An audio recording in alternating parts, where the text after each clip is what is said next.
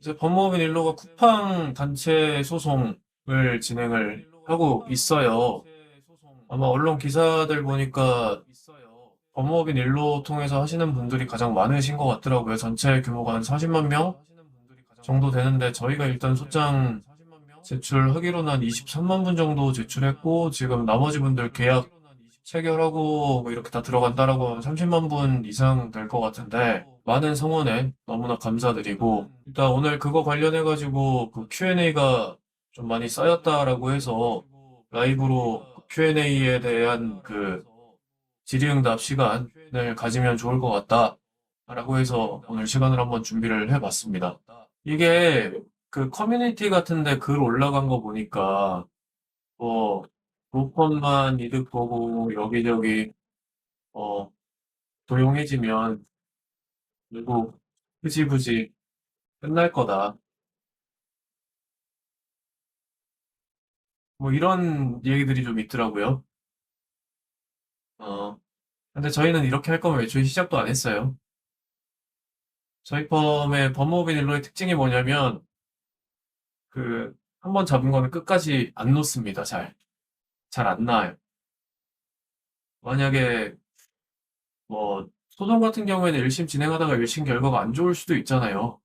안 좋을 수 있는데 보통 변호사들이 그러면 1심까지 하고 항소심은 보통 추가 선임을 잘 안 하는 편이에요. 근데 저도 그렇기는 한데 저희 의뢰인분들을 보면 그냥 그 저희가 얼마나 열심히 싸우는지 그 아시는 분들, 겪어보시는 분들은 그 항소심도 해달라, 상고심도 해달라 이러시는 분들이 조금 더 많은 것 같아요.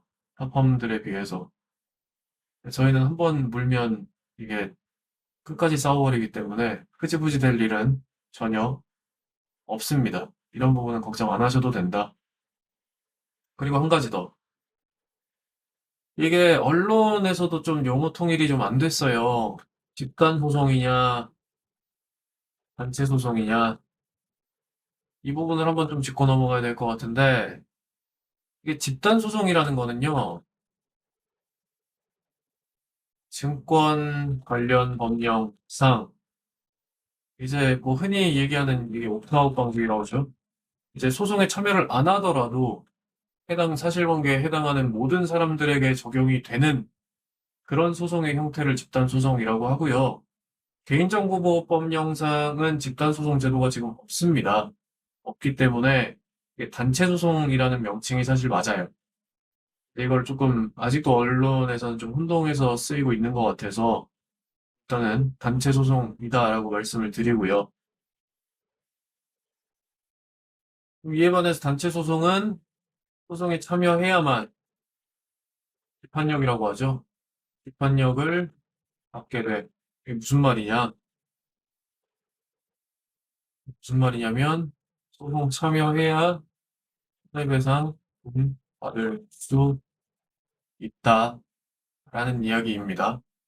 그래서 저희가 이 쿠팡 사태 같은 경우에는 여느 그 개인정보 유출 사건이랑 다르게 굉장히 좀 심각하게 보고 있는 것들이 포인트가 여러 가지가 있죠. 일단 건수가 많다는 거, 그리고 거의 전 국민이 이용한다는 거, 그리고 그것과 관련된 쿠팡의 유출 경위에서 퇴직자, 특히나 퇴직자 중국인이 관련 정보를 유출을 했다라는 점, 그리고 개인정보 범위에 있어서도 그 단순히 뭐 전화번호, 주소 이 정도뿐만 아니라 집에 그 현관 비밀번호라든지 이런 부분들까지 특히나 쿠팡 이용하시는 분들 중에서는 그 가족들 주소지 이렇게 등록해 두신 분들도 많잖아요. 가족들 주소도 같이 유출이 됐다라는 점들은 기존에 유출이 많이 됐던 그 개인정보 사건들과 확연하게 구별이 되는 점이거든요. 그렇기 때문에 굉장히 심각하게 보고 이거를 저희도 해야겠다라는 생각을 하고 나서 뭐 일단 열심히 홍보를 했죠. 열심히 홍보도 하고 근데 이 정도로 많이 몰리실 줄은 몰랐어요, 사실. 저희는 한 10,000분, 20,000분 정도 예상을 하고 시작했습니다. 근데 아주 성원을 많이 해주셔가지고 지금 거진 한 30만 분 정도, 30만 분일 거예요. 확인을 한번 해볼게요. 현재 시각 기준으로 지금 네이버 폼 설문 결과를 보니까 현재 기준으로 33만 8,451분이 모이셨습니다. 한 2만 분 정도 예상을 하고 뭐 이렇게 저렇게 해야겠다라고 했는데 이게 이 정도로 많이 모이셔 버리니까 저희도 예상을 못했어요, 사실. 예상을 못하고 그 데이터 관리라고 하죠. 신청자분들 데이터 관리랑 계약서 보내는 거랑 뭐 이거저거 업무들 해가지고 거의 한 3명이 거의 4명 정도가 전담으로 지금 이거를 돌리고 있고 그 외에 업무적으로 도와주시는 분들 한 5분 정도 총 뭐 9분, 10분 정도 변호사들까지 포함하면 더 되죠. 9분, 10분 정도가 지금 동원이 돼서 열심히 일을 하고 계시고 이것 때문에 낮이고 밤이고 주말이고 평일이고 상관없이 일을 하시다가 뭐 어떤 분은 병원도 입원하시고 그런 상황입니다. 얼추 지금은 시스템이 잡혀가지고 뭐 이거저거 좀 순조롭게 진행이 되고 있는 것 같은데 그 와중에 좀 궁금한 것들이 좀 많다라고 하셔가지고 오늘 Q&A 시간을 좀 준비를 해봤어요. 자, 지금 34분 시청 중이시네요. 어제 제가 그 동지욱 기자님 그 채널 동지욱의 오프 더 레코드 라이브를 나갔었는데 그 동접자가 거긴 한 6,000분? 뭐 이 정도 되더라고요. 그래서 사실 오늘 조금 동접자가 좀 많지 않을까 기대를 했었는데 시간이 시간인지라 오후 3시에 하면 동접자가 많을 수가 없을 것 같아요. 다음에 좀 저녁에 해야겠어.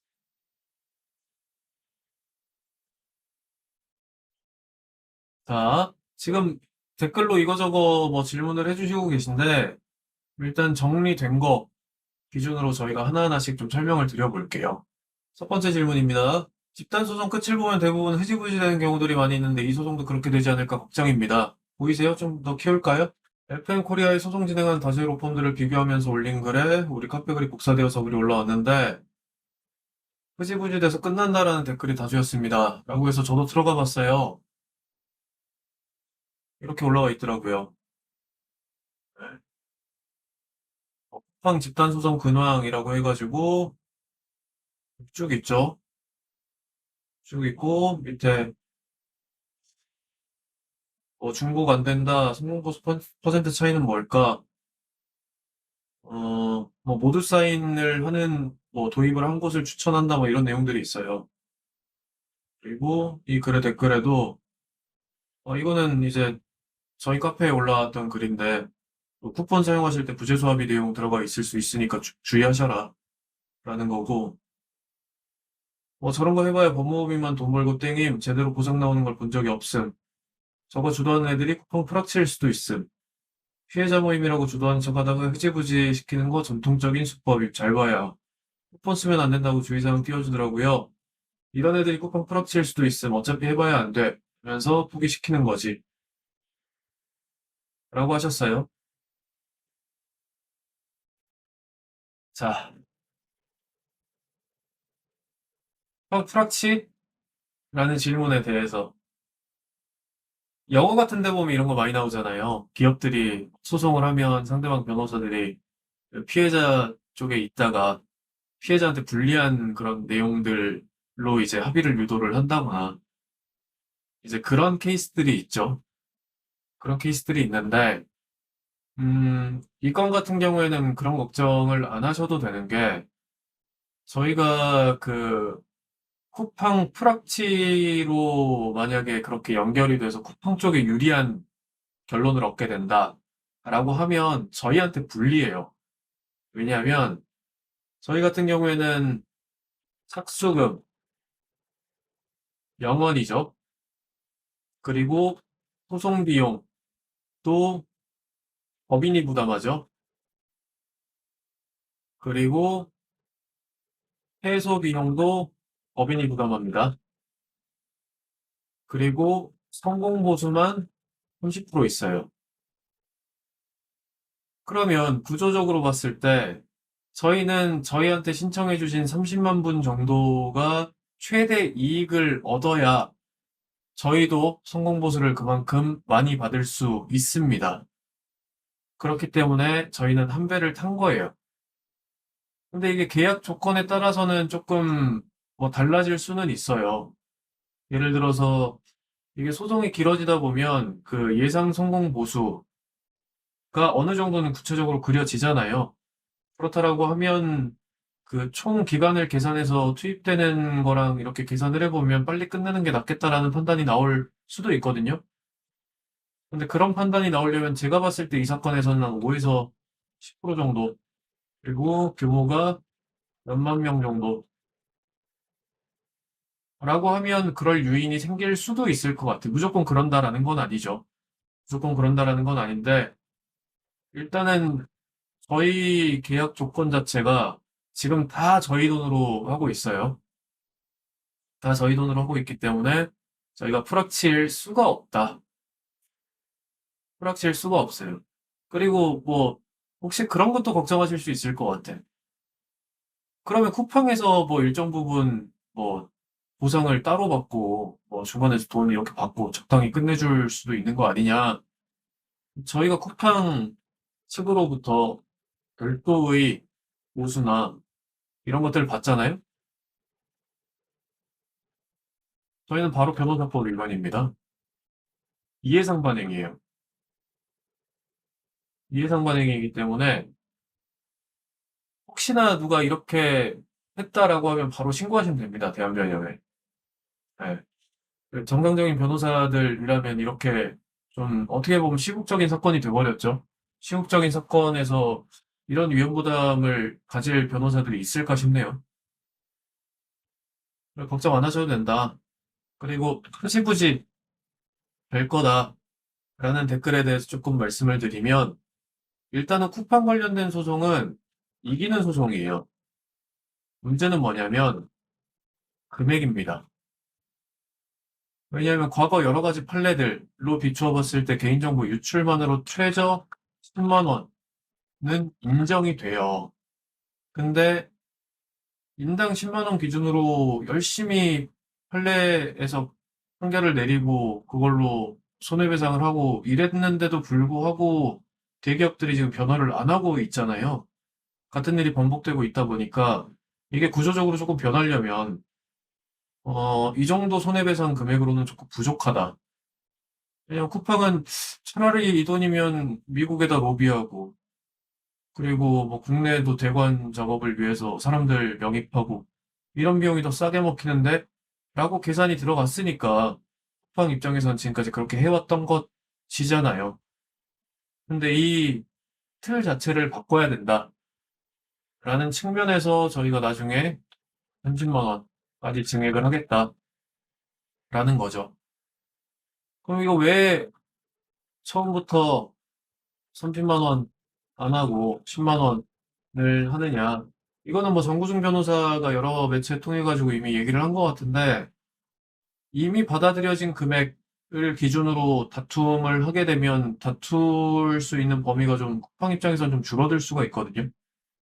그렇게 내용이 좀 정리가 되고 나면 추후에 쿠팡이든 다른 사건이든 경과를 보고 이 부분에 있어서 이길 수 있을 만큼 증액을 하는 게 저희가 봤을 때는 저희한테 신청해 주신 분들 한 분 한 분들한테 뭐 단돈 몇천 원, 단돈 몇만 원이라도 더 갈 수가 있거든요. 이게 왜 그러냐면 패소 비용이라는 게 있어요. 이 패소 비용이라는 게 뭐냐면 소송이 뭐 전부 승소, 전부 패소만 있는 건 아니잖아요. 일부 승소, 일부 패소 이렇게 나올 수도 있어요. 근데 일부 승소, 일부 패소라고 하면 예를 들어 100억을 청구를 했다고 해볼게요. 그러면 70억이 인용이 됐어요. 30억만큼은 패소를 했어요.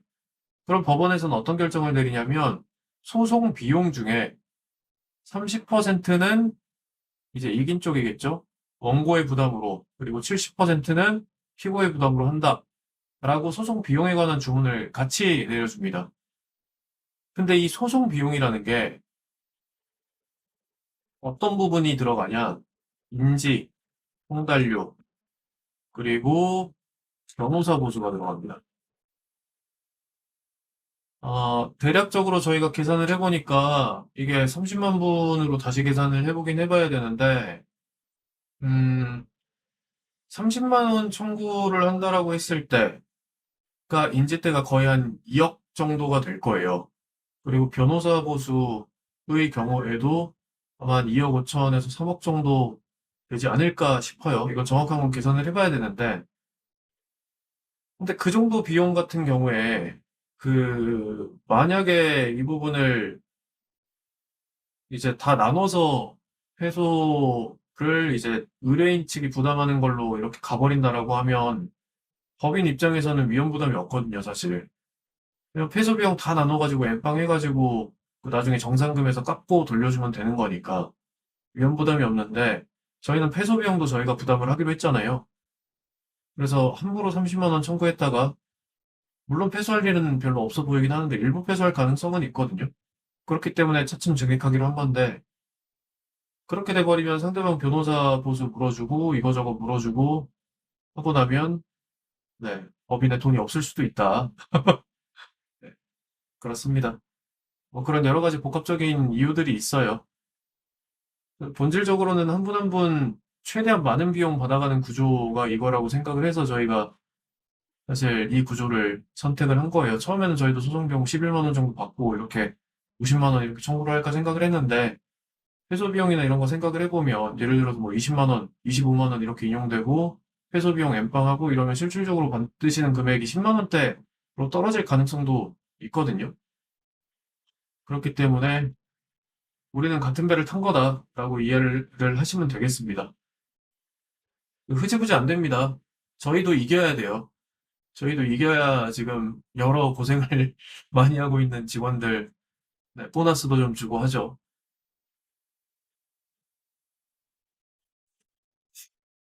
댓글 중에 정구승 변호사보다 본인이 더 잘생겼다는 여론이 있던데 사실관계가 어떻게 되나요? 라고 문의를 주신 분이 계신데 그냥 뭐 취향 차이 아닐까요? 네. 정구승 변호사는 살짝 그 꾸러기 같은 느낌이고 네. 저는 뭐 어제 그 봉지욱 기자님이 살짝 그 제비 같은 느낌이라고 말씀을 하시던데 네. 느낌이 좀 다르죠? 일단 첫 번째 질문은 이렇게 마무리를 해보고요. 두 번째 질문.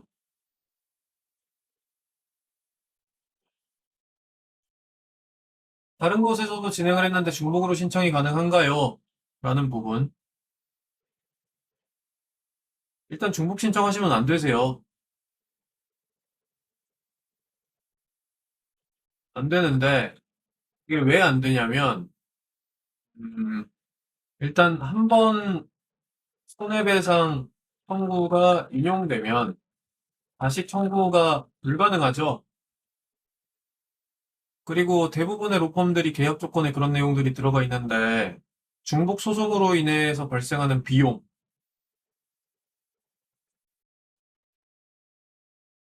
뭐가 있냐면, 뭐 여러 가지 그 행정적인 비용이라든지 뭐 인지, 송달 뭐 이런 것들이 있겠고요. 그리고 변호사 보수도 속가에 들어가니까 그중 일부가 되겠죠. 이런 것도 있고 그다음에 신청 처리와 관련된 비용. 예를 들어서 계약서 작성 비용. 이게 모두 사인으로 계약서 보내는 금액도 사실 적지 않은 금액이거든요. 그럼 다들 뭐 땅 파서 장사하는 건 아니니까. 물론 모두사인 측에서 저희한테 뭐 조건을 많이 우대를 해주시긴 했는데 일반적으로 그 모두사인 통해서 링크 보내는 그 단가 자체가 건당 2,000원으로 알고 있거든요. 그러니까 이런 비용들이 발생을 하실 수가 있다. 그리고 나중에 패소 비용 중에 일부도 부담을 하실 수가 있다. 근데 저희는 그 중간 과정에서 아마 이게 한번 정리가 될 것 같아요. 일단은 다른 로펌에서 진행을 하신다라고 하면 그 이제 쿠팡 측에 저희가 선정자 목록이나 이런 것들이 어쨌든 들어갈 거잖아요. 거기에 이제 뭐 이름, 전화번호, 뭐 주소, 뭐 이렇게 해서 개인을 특정할 수 있는 자료들이 법원에 제출이 되어 있는데 아마 쿠팡 측에서 보고 이 사람은 유출자가 아닙니다. 내지 이 사람은 저 소송에서 이미 배상금을 받아가셨습니다. 등등이 나중에 추후 정리가 되는 타이밍이 나와요.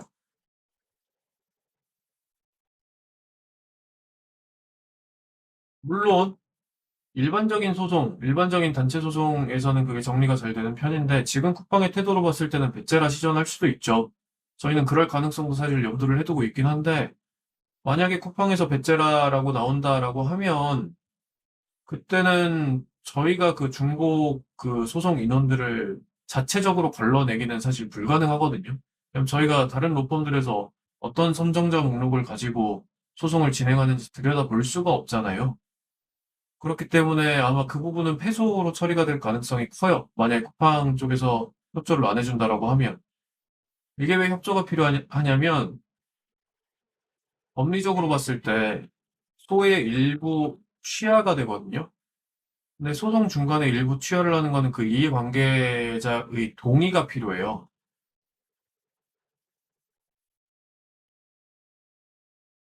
쿠팡의 동의가 필요하기 때문에 이 부분 같은 경우에는 물론 쿠팡이 배째라라고 하면 패소 비용이나 이런 것들이 나올 수가 있다. 중복 소송을 하게 되면. 그리고 기타 등등 뭐 비용 등이 발생을 할 수 있다라는 부분에서 웬만하면 좀 지양을 하셔라 라는 거죠. 음, 다음 질문사항.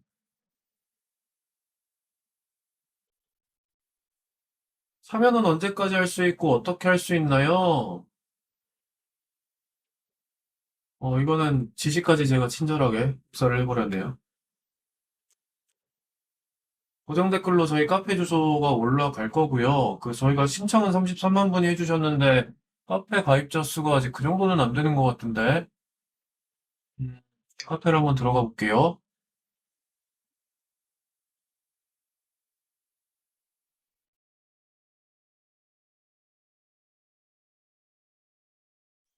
자, 카페 화면입니다. 잘 보이시나요? 카페 메인 화면인데 주소가 어, 카페.네이버.com cp 쿠팡이죠. 쿠팡 컴플레인입니다. 법무법인 일로 쿠팡 단체 소송 검색하셔도 아마 나오실 거예요. 저희 홈페이지 배너에도 들어와 있고요. 여기 보시면 첫 화면이 이제 쿠팡 단체 소송 참여 링크 바로 가기. 이 네이버 폼 작성을 해주시면 음, 저희가 이 데이터가 좀 유효한 데이터인지 확인을 하고요. 이게 왜 유효한 데이터인지 확인을 해야 되냐면 예를 들어서 뭐 이런 경우들이 있어요. 신청 폼 작성을 해주셨는데 생년월일이 이제 1820년대생으로 이제 기재를 해주시거나 예, 나이가 지금 굉장히 좀 많으시죠, 그러면? 아니면 미래에서 이렇게 신청을 해주셔가지고 이제 2180년 이때 태어나신 분이 신청을 해주시거나 네, 이런 경우들이 좀 있더라고요. 근데 이런 것들은 저희가 선정자 목록에 넣기가 조금 애매하잖아요. 애매하기 때문에 그런 부분들은 좀 걸러내고 있습니다. 좀 걸러내고 저희가 개별적으로 연락드려가지고 이거 오기재 된 건지 좀 확인을 하고 만약에 수정이 되면 수정된 걸로 저희가 이제 계약서를 보내드려요. 모두 사인. 계약서를 보내드리고 그리고 계약서 작성하시고 나면 저희가 그 데이터 기반으로 이제 계약 확인 수정 예를 들어서 뭐 이사를 가가지고 주소가 변동되셨다거나 뭐 그런 경우들이 있을 수 있잖아요. 아니면 계좌번호가 바뀌었다거나 그런 경우가 있을 수 있기 때문에 이렇게 이런 프로세스로 진행이 됩니다. 그래서 첫 번째는 네이버 홈으로 단체 소송 참여해 주셔야 되고 그다음에 그 홈에 제대로 입력이 되어 있는지는 이 신청 확인 링크를 통해서 확인을 하실 수가 있어요. 네, 이거 만드느라 이거 제가 직접 만들었는데 고생 좀 했습니다.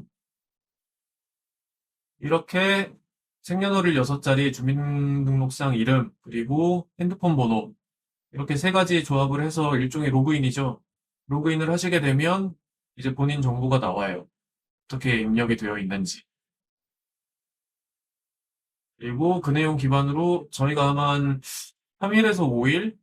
3일에서 5 영업일 기준으로 아마 보내드릴 것 같아요. 저희가 날마다 이 업무를 보기가 조금 네, 힘들어서 모아가지고 한 번에 보내고 있거든요. 네, 계약서를 작성을 이렇게 하시면 됩니다. 계약서 작성 방법도 저희가 이렇게 법무법인 일로 톡이 이렇게 올 거예요. 톡이 오면 형단체 소송 계약서라고 해가지고 문서 확인하고 서명하기라고 해서 이때 휴대전화로 본인 인증을 하시고요. 근데 이제 뭐 나이가 드시거나 아니면 본인 인증이 좀 매끄럽지 않으신 분들 같은 경우엔 저희한테 개별적으로 연락 주시면 저희가 그 관련 정보 받아가지고 계약서 작성해서 그 따로 PDF로 전달을 드리기도 하거든요. 예, 그렇게 하고 있고 이렇게 인증을 받으셔가지고 하시면 이런 계약서가 작성이 됩니다. 그 입력할 사항들 이렇게 쭉 입력하시면 됩니다. 위민 이름, 생년월일, 주소, 전자우편 은행명, 명의자, 계좌번호. 여기서 좀 나오는 질문들이 위민이랑 명의자랑 달라도 되느냐라는 질문들이 있으신데 이게 소송 승소 금액을 받는 방법에 관한 부분이기 때문에 이것들은 저희가 쿠팡 측에서 받아서 저희가 개별적으로 쏴드리는 거거든요. 그렇기 때문에 다르셔도 상관이 없다. 네, 다르셔도 상관이 없습니다. 그리고 생년월일에는 꼭 유효한 생년월일을 적어주시길 바랍니다. 네. 1820년생이 지금까지 살아 계시면 제가 할 말은 없는데, 네. 지구에 그런 분은 존재하지 않는 걸로 제가 알고 있기 때문에 꼭 잘 입력해 주셔야 되고, 그리고 그 월이나 이런 것도 좀 잘못 입력해 주신 분들이 있으세요. 다른 차원에서 좀 하시는 분들일지도 모르겠는데, 이제 앞에 연도는 맞는데, 뭐 1985년 뭐 68월 71일생, 뭐 이런 식으로 입력해 주신 분들도 계셔가지고, 이런 것들은 그 저희가 존재하는 이 우주에서는 네, 그렇게 입력해 주시면 안 된다라는 거고, 주소는 아마 그 검색하셔서 넣으셔야 되니까 굉장히 좀 정확하게 입력이 될 거예요. 입력이 될 거고, 전화번호도 마찬가지로 꼭 유효하게 입력해 주시고요. 네. 이렇게 하시면 이제 계약이 완료되었습니다. 문서가 완료되었습니다. 이런 메시지가 뜨죠.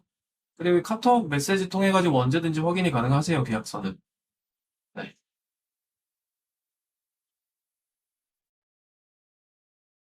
그리고 또 한번 볼까요? 계약 확인 수정 링크라고 해가지고 이것도 제가 만드는데 고생을 했습니다.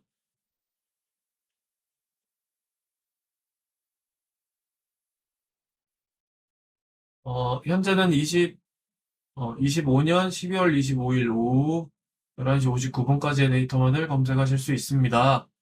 라고 나와 있어요. 이게 저희가 한 번에 그 모드사인 측에서 데이터를 받아가지고 정리를 해야 되는 조금 번거로움이 있어가지고 이게 시차가 조금 있다는 거 양해해 주시고 그리고 꼭 이런 거 만들어두면 뭐 해커들이 접근을 하실 수도 있잖아요. 그렇기 때문에 비정상적인 접근이나 이런 거는 차단하는 기본적인 조치들은 다 해놨으니까 걱정 안 하셔도 될 것 같아요. 계약서를 작성을 하신 분들은 신청자 번호라는 걸 부여를 받게 되세요. 그 계약서 첫 페이지 우측 상단에 보시면 있는데 그 신청자 번호랑 본인 성함이랑 전화번호. 사실 이거는 이 세 가지 조합은 그 본인이 아니면 아실 수가 없는 조합이기 때문에 이걸로 정보를 조회를 하시면 내 정보가 어떻게 입력이 됐는지, 그 계좌번호라든지 이런 부분 수정 어떻게 할 수 있는지가 화면이 나올 거예요. 그렇게 수정을 해주시면 된다. 이렇게 하고 그 간혹가다 카톡 이게 계약서 작성 기한이 있는데 그걸 넘기시는 분들이 계시거든요. 그런 분들은 이 계약서 재발송 게시판에다가 문의 남겨주시면 저희가 모아가지고 따로 아까 법무법인 일로 링크, 계약서 작성 링크 다시 한번 보내드립니다. 그리고 뭐 웬만한 진행 사항은 이제 카페 공지라든지 아니면 저희 유튜브라든지 홈페이지 이런 데 올라가고 있으니까요. 거기 참고해 주시고, 그리고 자주 하는 질문들은 저희가 모아가지고 이거는 매일 업데이트를 하고 있거든요. 여기 보시면, 네, 웬만한 건 해결이 되시겠다라는 거고, 그리고 피해 상황 공유란에 혹시나 2차 피해 당하신 분들이 있으시면 남겨주시면 저희가 그 추가적인 대응 어떻게 할지 지금 현황 파악 중이거든요. 파악 중이고 조금 모이게 되면 이거를 추가적인 소송으로 풀어나갈지 아니면 어떻게 할지가 좀 결정이 될 것 같아요. 그래서 이 부분도 피해 사례 공유 게시판에 써주시면 좋을 것 같다. 이 말씀 드리고요. 그리고 참여는 언제까지 하실 수 있냐?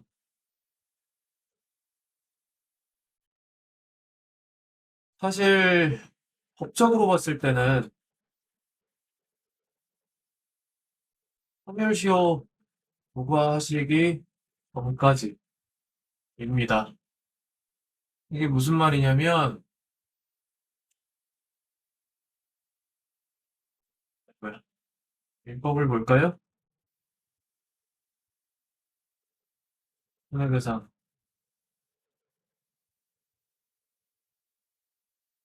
아이고, 멈출 뻔했네요.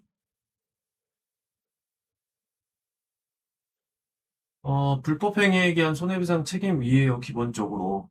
기본적으로 손해배상 책임이기 때문에, 지금 이 규정 같은 경우에는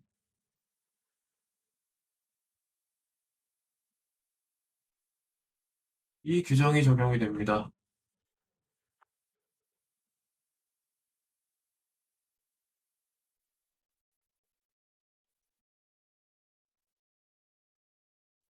그래서 안날로부터 3년, 그리고 한날로부터 10년, 이 경고하기 전에는 소송을 하실 수가 있다.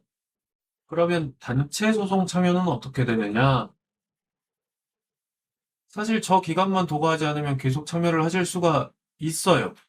근데 소송 절차상으로 보면 변론 종결이라는 걸 하고 나면 그 이후에 판결문 작성에 들어가거든요. 변론 종결을 하고 나면 그때부터는 당사자 참여가 불가능합니다. 그렇기 때문에 변론 종결 전까지 저희가 아마 변론 종결 전에 한 번 더 선정자 목록을 제출하는 작업을 할 것 같아요. 그때까지 계속 참여는 가능하시다. 이게 구체적으로 언제까지냐라고 물어보시면 뭐 쿠팡의 대응에 따라 조금 다를 수 있겠습니다만 일반적인 개인정보보호 손해배상 청구 같은 경우에는 상대방이 다투기는 할 거거든요. 뭐 구체적인 액수나 이런 부분은 다툴 거기 때문에 일단 일반적으로 2년 정도 예상을 하고 있어요. 그 2년 안에는 계속 참여가 가능하시다. 그리고 만약에 변론 종결 이후에는 그럼 참여가 불가능하냐? 이건 또 아니에요. 이거는 따로 모아서 이제 2차 버스 출발을 하면 된다. 그렇기 때문에 이 소멸시효 기간만 도가 안 되면 실질적으로 참여는 언제든지 가능하세요. 그렇기 때문에 지금 참여 안 하시는 분들이 굉장히 많거든요. 3,370만 분 정도 중에 저희가 34만 분 정도니까 대략 한 1% 정도잖아요. 근데 1%만으로도 물론 쿠팡 입장에서는 뭐 변화를 할 수 있는 규모이긴 합니다만 이게 다른 기업들이 이런 일이 반복 안 되도록 개인정보 보호에 투자를 해야겠다라고 마음을 먹으려면 사실 이거보다 더 규모가 커야 된다라고 저는 생각을 합니다. 규모가 커야 된다라고 생각을 하고 적어도 피해를 입으신 분들 중에 한 10% 정도까지는 손해배상 청구를 하셔야 그 이후에 집단소송 제도라든지 이런 부분에 대한 입법도 좀 힘을 받아서 진행이 될 수 있을 것 같고요. 그렇잖아요. 국회에서도 이 부분에 대해서 막상 소송 가보니까 한 1% 정도밖에 안 했던데, 2% 정도밖에 안 했던데, 라고 하면 국회든 어디든 정부든 사람들이 별로 관심이 없구나, 라고 생각할 가능성이 크잖아요. 그렇기 때문에 이거는 주변에 많이 독려를 하셔가지고 참여를 계속 늘리셔야 됩니다. 저희한테 굳이 안 하셔도 돼요. 저희한테 굳이 안 하시더라도 참여를 계속 늘리셔가지고 다신 이런 일이 발생하지 않게 막아야 됩니다. 뭐 어떻게 할 수 있나요? 라는 건 아까 설명드렸으니까 중복되는 것 같아서 생략하도록 하겠습니다.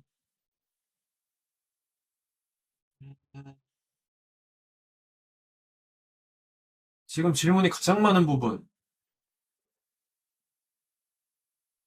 쿠팡에서 준다고 했던 쿠폰들 사용해도 될까요? 이 부분이 지금 며칠 전이죠. 며칠 전에 이런 내용이 나왔는데, 일단은 저희가 바로 쇼츠를 찍어가지고 업로드를 했어요. 이게 어떤 부분이 조금 우려가 돼서 업로드를 했냐면, 쿠팡이 지금 롤 모델로 삼고 있는 판례가 하나 있긴 하거든요. 그게 손해배상 개인정보 유출에 의한 손해배상 청구를 했다가 기각이 된 사안인데, 물론 저희 사례에 바로 적용되기에는 한계가 있습니다. 왜냐하면 2015년에 그 개인정보보호법상 그 징벌적 손해배상,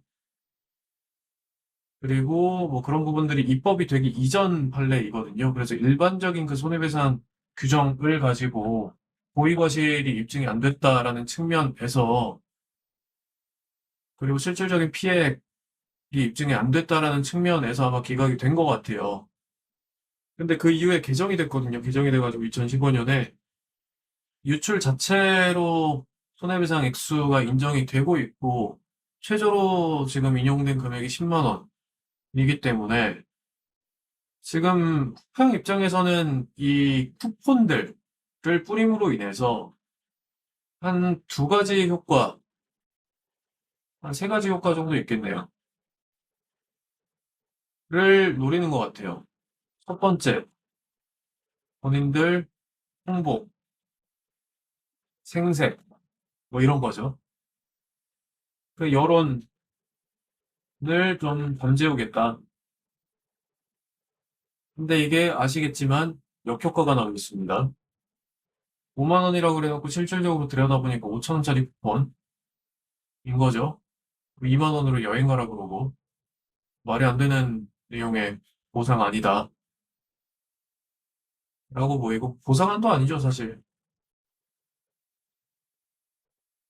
두 번째, 그 손해배상 청구에서 그 실제로 미국 판례들을 보면 이런 식으로 금전 외의 서비스 제공으로 일부 감액을 받는 경우들이 있긴 해요. 근데 이런 게 판결로 이루어진다라기보다는 보통 조정으로 결정이 많이 되거든요. 예를 들어서 뭐 미국에서 있었던 뭐 카드사라든지 통신사 이런 판례들을 보면 보상안 중에 일부 그 인당 얼마라는 그 액수 외에도 그 당분간 개인정보가 유출이 됐는지, 그리고 본인의 개인정보가 어떻게 사용됐는지를 추적할 수 있는 시스템을 서비스로 제공하는 것들도 그 보상안의 내용, 그리고 합의의 내용, 조정안의 내용으로 포함이 되는 경우들이 있어요. 실제로 그게 보상안으로 들어간다라고 하면 그만큼 금전적인 부분은 아무래도 빠지게 되겠죠. 그런 부분을 노리는 게 아닌가 싶긴 한데, 그 사실 이것도 역효과가 날 것 같다라는 게 중론인 것 같고, 세 번째, 이런 쿠폰들로 인해서, 실질적으로 뭐라고 해야 될까? 범킴이죠.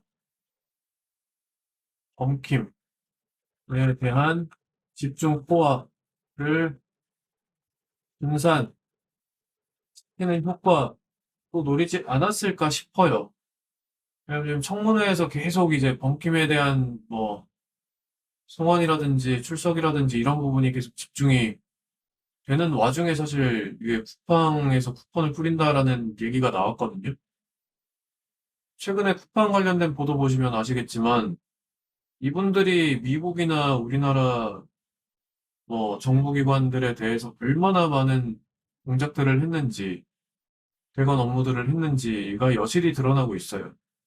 그러면 점점 여론이 안 좋아지는 상황에서 지금 본인들도 조금 우려는 했을 거예요. 이게 액수 자체가 실질적으로 내용을 보면 크진 않은데 5만 원이라는 그 액면가에 치중을 해서 뭔가 분위기 전환을 좀 시도를 하는 거 아닌가. 특히나 그 분위기 전환이라는 게 번킴에 대한 집중 파워를 좀 분산시키는 효과를 노린 것 아닌가라는 추측입니다. 그리고 저희가 쇼츠로 알려드렸지만 부재소 합의라는 게 있거든요. 부재소 합의가 뭐냐면 너가 이거 받는 대신에 민사상 손해배상 청구 못하는 거에 동의할 거야? 내지 동의하는 걸로 인수할게 라고 몰래 약관에 기재해 놓을 수 있다. 쿠팡이 이런 전적이 한 번 있긴 하잖아요. 본인들 과실에 의하지 않은 개인정보 유출에 대해서는 본인들이 책임지지 않는다라는 부분을 약관에 몰래 넣었었고, 물론 공정거래법이나 약관규제법에 따르면 일반 당사자에게 불리한 약관으로서 무효라는 판단을 받을 가능성이 큽니다. 하지만 이게 소송으로 가게 된다라고 하면 이게 무효라는 판단을 받기까지 상이 시간을 끌 요소를 제공할 빌미가 있어요. 1심 판결은 최대한 미루려고 할 거거든요. 네, 그렇기 때문에 이런 부분들에 대해서 방지를 해야 된다라는 겁니다.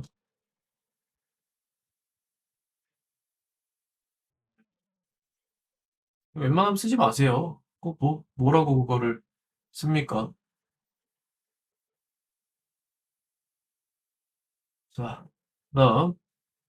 쿠팡에서 개인정보 유출자 수가 3천 명밖에 안 된다는데, 그러면 손해배상 못 받는 게 아닐까요? 이 질문도 많더라고요. 이건 기자님들도 물어보시는 것 같고, 저희가 단체 소송한다니까 좀 걱정해 주시는 분들이 많더라고요. 3천 명밖에 안 된다는데 그럼 소송은 어떻게 되는 거야? 라고 연락을 주시는 분들도 많고, 금 기자님, 감사합니다. 10,000원, 이거 슈퍼챗이라고 하나요? 감사합니다. 새해 복 많이 받으십시오. 다들 새해 복 많이 받으십시오.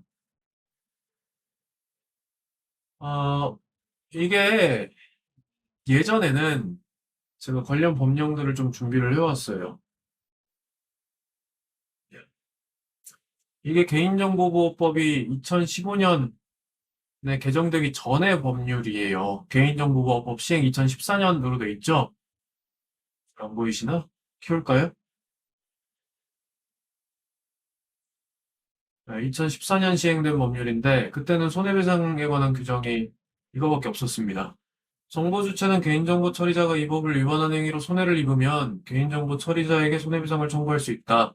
이 경우 그 개인정보 처리자는 고의 또는 과실이 없음을 입증하지 아니하면 책임을 면할 수 없다. 때는 보세요. 손해를 입으면이라고 되어 있어요. 손해를 입으면이라는 이 규정에는 인과관계라는 그 요소가 같이 들어가거든요. 그러면 그 손해를 판단을 할 때 여러 가지가 있겠지만 그 전에 판례들 같은 경우에 실제로 유출된 범위라든지 유출이 어디까지 됐는지 그리고 그게 2차적인 피해로 이어졌는지 뭐 이런 부분들을 다 고려를 해가지고 손해라는 걸 산정을 한단 말이죠. 그렇다라고 하면 실제 유출된 건 3,000명이야. 물론 이것도 못 믿겠습니다만 지금 당장은 만약에 그게 사실이다라고 하더라도 과거의 14년 규정에 의하면 이렇게 되면 액수가 대폭 감소가 되거나 기각이 될 가능성이 있었어요. 과거에는. 근데 지금 규정은 어떠냐? 지금 규정은 보시면 39조에 있죠? 규정이 딱 봐도 아시겠지만 굉장히 많이 바뀌었죠? 지금 규정은 이래요. 그리고 하나 더. 징벌적 손해배상 규정도 생겼죠. 보시면 지금 규정은 이 내용은 똑같죠? 이 내용은 똑같은데 39조의 법정 손해배상의 청구라고 해가지고 39조 제1항에도 불구하고 정보 주체는 개인정보 처리자의 고의 또는 과실로 인하여 개인정보가 분실, 도난, 유출, 위조, 변조 또는 훼손된 경우에 300만 원 이하의 범위에서 상당한 금액을 손해액으로 하여 배상을 청구할 수 있다. 이 경우 해당 개인정보 처리자는 고의 또는 과실이 없음을 입증하지 아니하면 책임을 면할 수 없다. 그럼 이 규정이랑 다른 점은 손해를 입으면 이라고 규정이 된 거고, 이 규정은 개인정보가 유출 등이 된 경우로 행위 태양이 다르죠. 그렇기 때문에 이 유출자 수가 일단 3,000명이라는 게 아니거든요. 왜냐하면 그 중국인 퇴직자가 접근한 데이터 자체가 3,370만 개라는 거는 이미 확정된 사실이에요. 사실 그것만으로도 유출입니다. 그리고 이거는 저장한 데이터가 이거밖에 없다라고 언론 기사를 내보내고 있죠. 그렇기 때문에 지금 규정에 의하면 300만 원 이하의 범위에서 상당한 금액을 손해액으로 하여 배상을 청구할 수 있다. 이 규정이 적용이 돼서 무조건적으로 손해배상 청구를 받으실 수가 있습니다. 최근에 뭐 카드 3사 판례도 이 규정이 사실 적용된 것이고요. 그렇기 때문에 손해배상 못 받는 거 아닐지 받을 수 있습니다. 처음에 말씀드렸듯이 수가 문제다. 쿠팡 탈퇴했는데 소송 참여하려면 다시 가입해야 됩니까? 이 질문도 많이 하시더라고요. 근데 아까 규정 보여드렸다시피 탈퇴 여부는 소송과 상관없습니다. 왜냐하면 그때 가입 당시에 유출 여부가 중요한 거예요. 그렇기 때문에 그 이후에 탈퇴를 하셨든 재가입을 하셨든 그런 것들은 전혀 상관이 없다라는 말씀을 드립니다. 그리고 소송에 참여하려면 다시 가입해야 되는지를 이거 질문도 많이 해주시는데 굳이 다시 가입하실 필요 없으세요. 왜냐면 쿠팡에서 탈퇴 이력이나 이런 것들로 그 유출 내역이나 이런 것들을 나중에 비교해 보면 이 사람이 유출자인지 아닌지 특정이 되거든요. 그렇기 때문에 다시 가입하실 필요가 없다. 황혜원은 아닌데 유출 안내 문자가 왔습니다. 참여 가능한지요? 이런 케이스가 있는지는 모르겠는데 이게 본인 명의로 가입을 안 해놓고 본인 가족 명의 핸드폰을 등록을 해놨거나 이런 경우에 그 가족한테 문자가 가는 경우들도 있더라고요. 사실 저도 그런 케이스긴 한데 와이프가 거의 사용을 했었기 때문에 와이프 번호로도 있더라고요. 그렇기 때문에 이런 경우라고 하더라도 개인정보 중에 그 핸드폰 번호만 없을 뿐이지 다른 범위에서는 유출이 된 건 맞잖아요. 참여 가능하십니다. 물론 가입자 명의로 참여를 하셔야 돼요. 이럴 때는. 다만 가입자 명의로 참여하셔야 된다. 왜냐하면 이게 가입자가 아니더라도 그 유출된 대상인 개인정보가 특정이 된다라고 하면 그 사람도 참여는 논리적으로는 가능해요. 법리적으로. 법리적으로는 가능한데 일반적으로 이런 케이스들 같은 경우에는 핸드폰 번호만 다른 경우들이 많기 때문에 핸드폰 번호만 유출이 됐다라고 했을 때 그거를 이제 다른 개인정보 유출이랑 동일선상에서 놓고 보기는 조금 힘들잖아요. 그렇기 때문에 이런 부분들은 웬만하면 가입자 명의로 참여를 하시는 게 맞다. 비슷한 맥락에서 좀 질문들이 있네요. 배송지 등록된 가족들 이름, 주소, 전화번호가 털린 가족들은 어떻게 피해 보상 소송해야 하나요? 사실 이런 부분들도 가족들 같은 경우는 가족들의 개인정보가 있겠구나. 그렇다라고 하면 가족들의 이름, 전화번호, 주소, 그리고 집 현관 비밀번호가 털렸다라고 하면 그 부분 같은 경우에는 실질적으로 봤을 때 쿠팡에 가입한 사람의 정보랑 거의 동일선상에 놓고 볼 수가 있잖아요. 그렇기 때문에 이런 경우에는 가족들도 참여가 가능합니다. 이거랑 좀 구분을 해야겠다. 번호만 다른 경우에는 가입자 명의로 웬만하면 해주시고 만약에 다 털렸다라고 보면 동일한 선상에서 놓고 볼 수 있기 때문에 가족들도 참여가 가능합니다. 이런 질문을 해주신 분이 있네요. 댓글 중에 통신사 털린 건 유심 교체만 하고 두리뭉실 넘어가고선 쿠팡은 기준이 왜 이렇게 높음? 쿠팡으로 보상받으면 통신사나 다른 기업들이 털린 건 단체 소송 다시 하면 보상받을 수 있나요? 이거는 저희가 서두에 말씀드렸는데 집단 소송 제도가 없기 때문에 단체 소송은 참여를 하셔야지만 보상을 받으실 수가 있으세요. 그리고 그 소송 기한은 안 날로부터 3년, 그리고 있은 날로부터 10년, 둘 중에 짧은 기간이거든요. 그리고 실질적으로 안 날 기준으로 갈 가능성이 높겠죠. 그렇기 때문에 SK 정보 유출을 안 날 기준으로 3년 내에 소장을 접수를 하시면 보상을 받으실 수 있습니다. 그리고 지금 단체 소송을 SK 쪽을 대상으로 단체 소송 진행 중인 걸로 알고 있어요.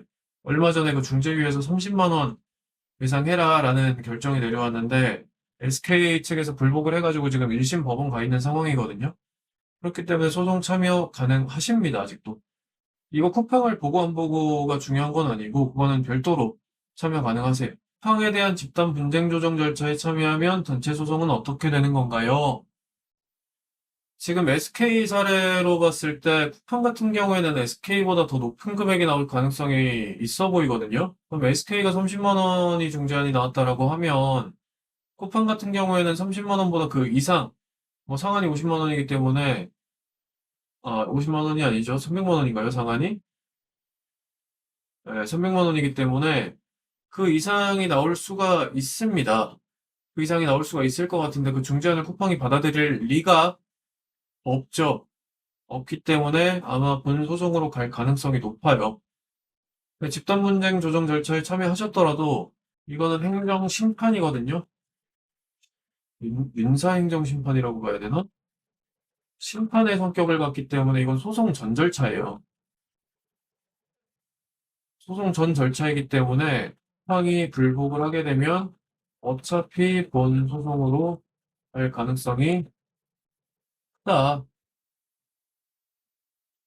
그렇기 때문에 이 절차에 참여하시더라도 단체 소송 참여하시면 돼요. 다만 중복 소재기만 아니시면 됩니다. 그럴 일은 없겠지만 만약 패소하면 소송에 참여한 사람들이 부담해야 하는 금액이 있나요?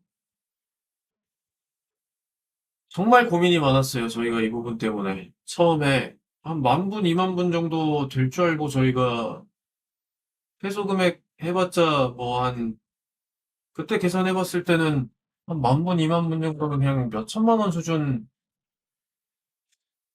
걸로 기억을 해요. 그래서 그 비용은 뭐 공익적인 차원에서 우리 펌이 부담을 하자라고 했는데 지금 음, 해소 비용으로 아까 말씀을 드렸던 게 대략 변호사 보수랑 인지 송달료 뭐 이런 것들 하면 총 앱으로 따지면 한 4억 정도 최소? 그 정도가 지금 추산은 돼요. 30만 명 기준이다라고 하면. 근데 아까 말씀드렸지만 이거는 이기는 소송이에요. 금액이 문제일 뿐이지. 그렇기 때문에 저희가 좀 안전하게 10만 원부터 청구를 한 다음에 향후 진행 과정을 보고 증액을 해나가기로 했고 저희 계약 조건은 해소하더라도 저희 법인에서 그 비용을 부담하는 걸로 했기 때문에 패소하시더라도 소송 참여하시는 분들이 부담할 금액은 없다. 근데 패소할 가능성 적어요. 없습니다. 이게 금액이 문제라고 했죠. 실질적으로 그래도 일반적으로 법조계에서 지금 30만 원 기준으로 잡고 들어가고 있는 이유가 최근에 SKT에서 조정안도, 중재안도 30만 원으로 나왔었고요.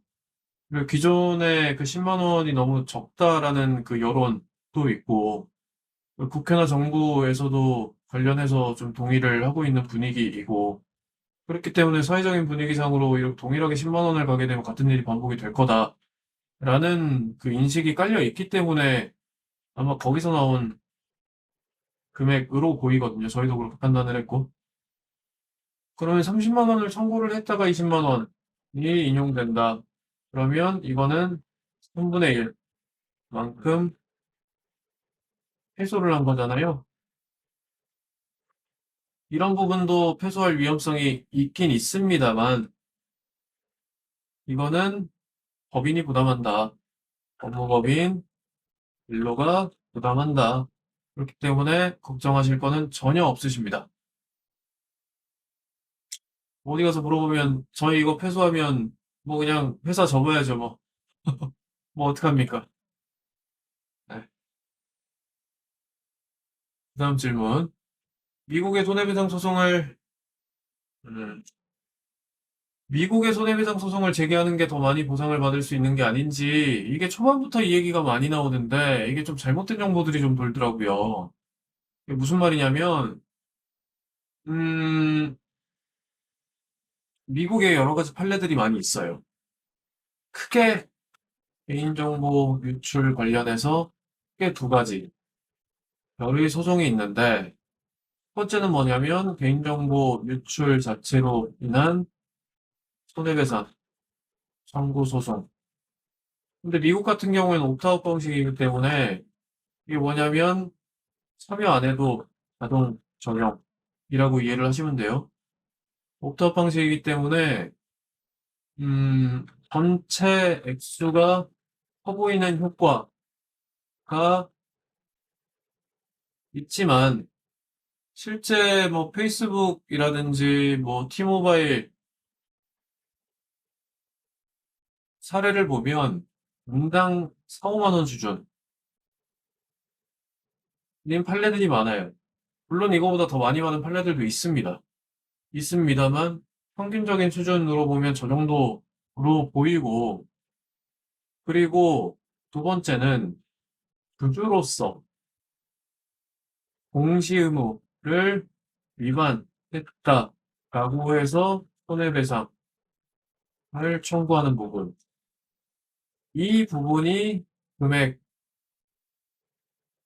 크다라고 말씀드릴 수가 있어요. 그러면 미국의 손해배상을 하면 되는 거 아니냐라고 생각을 하실 수 있는데 미국 쿠팡의 주식을 한 주라도 갖고 계시는 분들은 소송 참여하셔도 됩니다. 그 법무법인 대리운이라는 데서 미국 뭐 로펌이랑 협업을 해서 하고 있더라고요. 저희는 미국에는 소송을 지금은 안 할 계획이라서 실질적으로 이 부분은 저는 회의감이 조금 있어요. 공시의무 위반 자체는 지금 조금 명백해 보이긴 하는데 그 실질적으로 개인정보 유출과 관련된 그 고의과실을 보면 그 우리나라에서 그 중국인 그 사람을 고용을 해가지고 유출이 된 거잖아요. 그리고 우리나라에서 관리가 안 돼서 이런 문제가 발생을 한 거고. 근데 미국 쿠팡 본사가 그거에 대해서 책임을 얼마나 질 수 있느냐라는 측면에서 봤을 때 과실이 인정될 여지가 저는 적다라고 보이거든요. 네, 그래서 이 부분 같은 경우에는 저희는 크게 별로 관심을 안 가지고 있습니다. 실제 소송을 하더라도 다른 사례들처럼 인용될 가능성이 그렇게 크지는 않을 것 같다. 그리고 앞으로의 진행 상황, 이게 마지막 질문인 것 같은데, 일단 현재 진행 상황을 말씀을 드릴게요. 저희가 저저번 주인가요? 저저번 주에 저희가 소장 제출했죠. 그때 당시 한 23만 분 정도 이제 선정자 목록이랑 해서 제출을 할 거다라고 했는데, 그 실제로 저희가 가가지고 법원 앞에서 이렇게 제출하는 거를 영상으로 찍고 이렇게 했습니다만 전자소송으로 제출을 했어요. 인지대가 10% 할인이 되거든요. 아까 말씀드렸듯이 인지대가 2억이니까 10% 큽니다, 여러분. 네.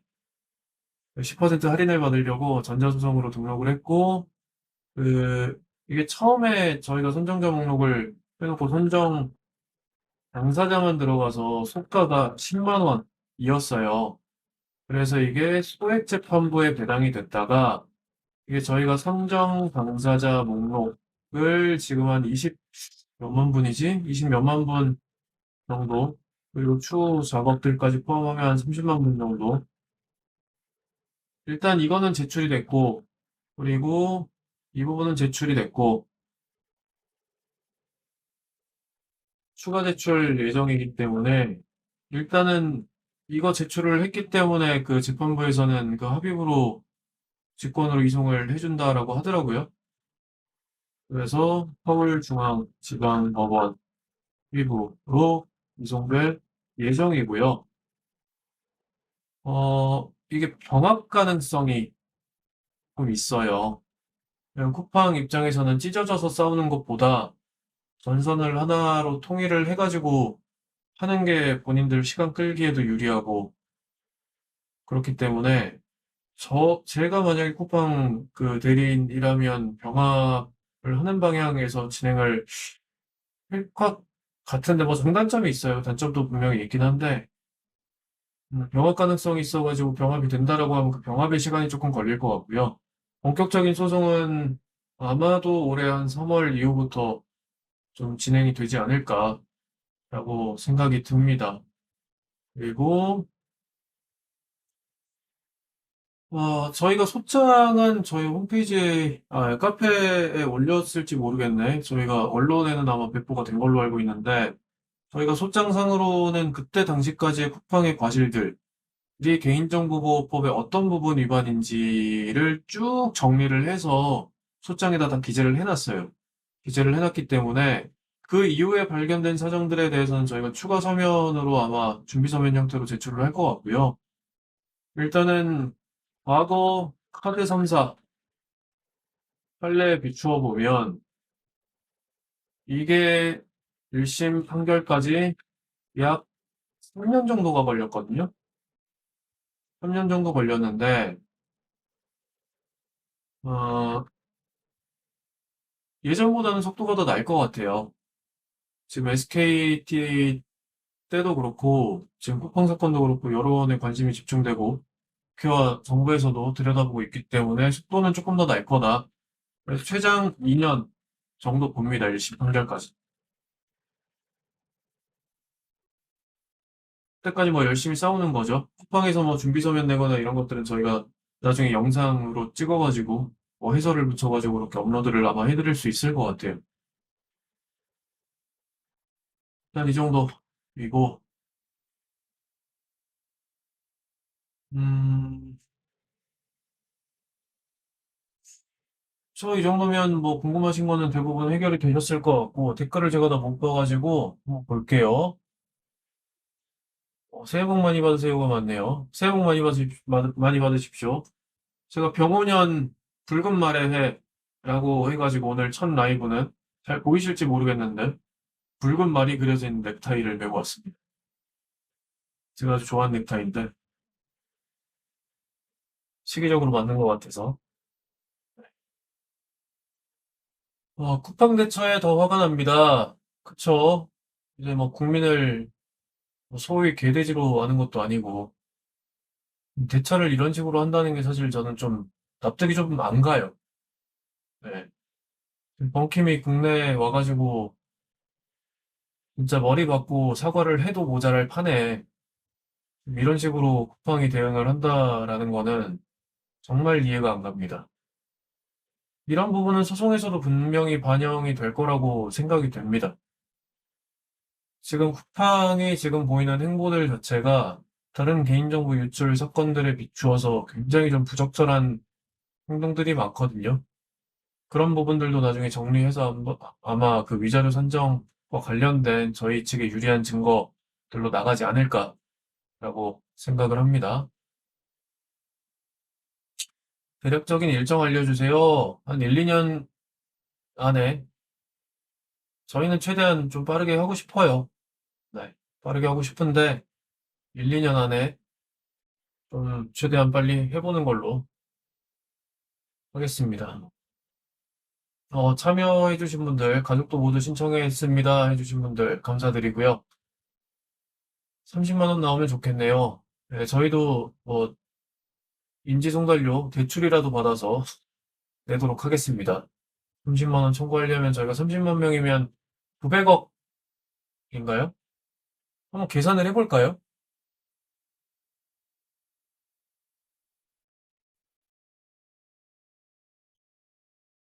전자소송 사이트 한번 들어왔습니다. 여기 소송비용 계산해주는 게 있거든요. 인지계산, 민사, 900억. 인증만 거의 3억이네. 인증만 3억이네요.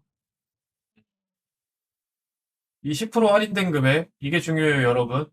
민사소송 하시는 분들 전자로 등록하세요. 인지 때 10% 할인해 줍니다. 지금 2억 8천에 10%면 2,800만 원이죠. 적지 않은 금액이에요. 네, 그렇습니다. 저희 새해는 좀 대출 받으러 다녀야겠는데요, 저희? 2억 8천을 적어놔야겠다.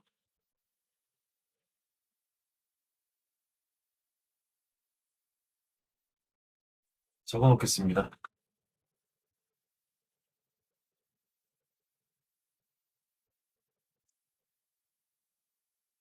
인지액 이 정도. 소송 비용도 계산을 하는 게 어디 있을 텐데.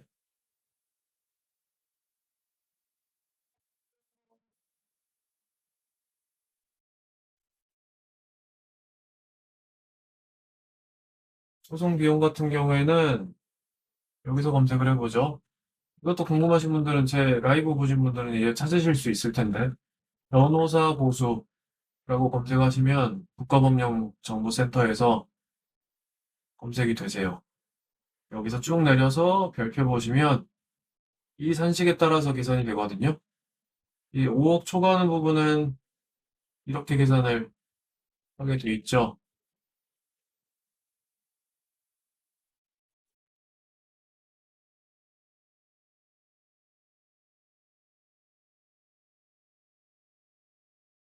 안 나오네. 0.5%.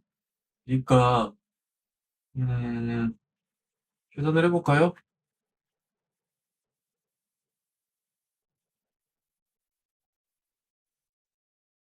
자, 1,340만 원 더하기 가로가 안 되나? 가로가 안 먹네요. 그럼 뒤에 거부터 900억이라고 하면 33만 분이니까 실질적으로 990억 정도 될 텐데 1,000억으로 계산을 해야겠다. 잠깐만. 1,000억이라는 단위는 제가 잘 적어본 적이 없어서 세면서 100, 1,000만 아닌데 100, 1,000만, 억, 10억, 100억, 1,000억. 5억은 빼나 안 빼나 비슷하니까 여기다가 곱하기 0.00 뭔가요? 5억이네요. 생각보다 많이 나오네. 여기다가 1,340만 원. 음,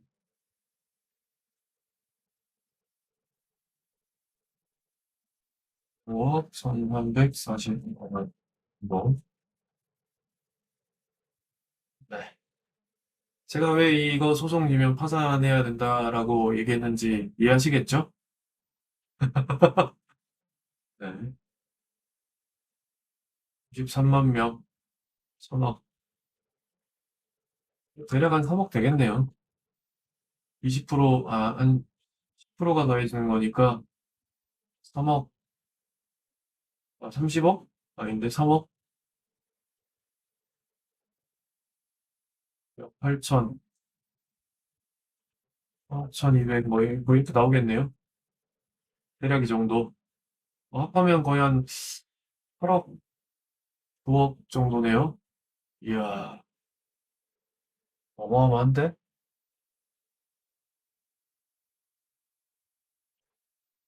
네, 만 16세 미성년 자녀도 신청 가능한가요? 라고 문의 남겨주셨는데, 미성년 자녀도 신청 가능하시고요. 다만 저희 카페에 올라와 있는 그 법정 대리인의 동의서를 하나 작성하셔가지고 저희한테 사진 찍어서 보내주시면 저희가 그 부분까지 내용 포함해가지고 계약 체결된 걸로 처리를 하니까요. 그렇게 신청을 해주시면 되겠습니다.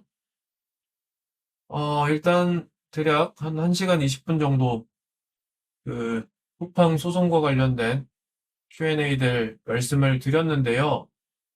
음, 일단 뭐 이 소송 관련해서 저희 법인 내에서도 굉장히 고생을 하면서 소송을 준비를 해왔고, 그리고 앞으로도 그렇게 고생을 하면서 진행을 할 예정입니다만, 이게 그래요. 저도 쿠팡 사건 전까지는 SK 건이든 카드 3사 건이든 뭐 개인정보 유출로 인한 손해배상 청구 단체 소송한다더라 신청하자라고 연락이 와도 귀찮아서 신청 안 했거든요.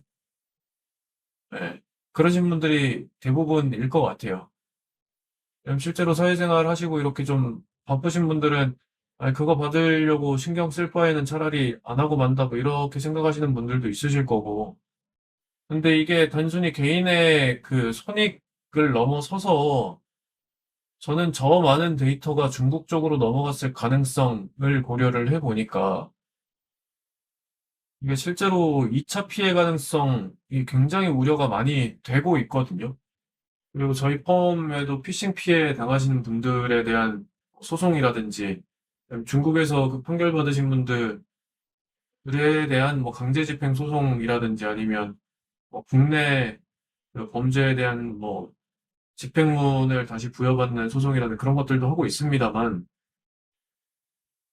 그 사실 2차 피해로서 그 피싱 피해를 당하신 분들의 삶을 저희가 옆에서 보면 그분들이 무슨 죄예요? 그분들이 우리 법제 하에서는 이렇게 개인정보 유출을 한 기업들한테 손해배상 청구를 할 수가 없는 구조예요. 왜냐하면 인과관계 입증이 돼야 되기 때문에 실제로 그걸 유출한 사람, 유출받은 사람, 범행에 활용한 사람 등등이 잡혀가지고 자백하지 않는 한 기업한테 이걸 손해배상 청구를 직접 할 수가 없는 구조이거든요. 그렇기 때문에 이런 부분들을 막기 위해서라도 이번 쿠팡 소송이 조금 유출된 인원들 대부분의 관심을 받고 좀 사회적으로 개인정보 보호 그리고 피싱 피해, 2차 피해 이런 것들을 좀 미연에 방지할 수 있는 그런 계기가 되었으면 합니다. 네. 오늘 시청해 주셔서 감사드립니다. 네, 첫 라이브였는데 다음에 아마 또 쿠팡 건으로 또 라이브 소재가 잡히지 않을까 싶어요. 네. 일단 시청해 주셔서 감사드리고 저희 좋은 일로 채널 구독과 좋아요, 알림 설정 부탁드리고요. 다들 즐거운 퇴근 및 저녁 되시기를 바라겠습니다. 이상입니다.